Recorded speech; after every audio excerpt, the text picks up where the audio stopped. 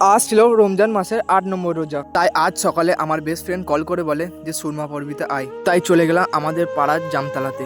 গিয়ে দেখি বন্ধু আগে থেকে সুরমা নিয়ে বসে আছে। আমি প্রথমবার সুরমা পড়ছি, তাই প্রচন্ড পরিমাণে ভয় লাগছিল।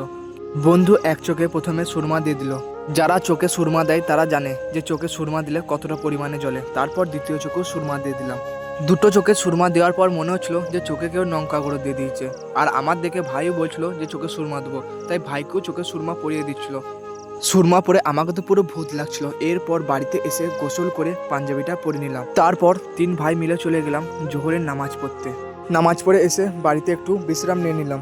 তারপর আসরে নামাজ পড়ে চলে গেলাম একটা চপ পেঁয়াজির দোকানে। ওখান থেকে 3টে সমোসা আর 2টো বেগুনি নিয়ে নিলাম।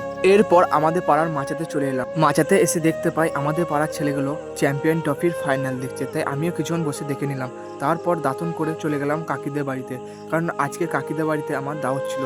তারপর উজু করে আমরা সকলেই বসে গেলাম ইফতারি করতে। ইফতারি করার আগে কিছুক্ষণ দোয়া করে নিলাম এবং আজান দিতেই ইফতারি করে নিলাম এবং আমার মিনি ব্লগ এখানেই শেষ করলাম। ভিডিওটা ভালো লাগলে একটা লাইক করে চ্যানেলটা ফলো অথবা সাবস্ক্রাইব করবে।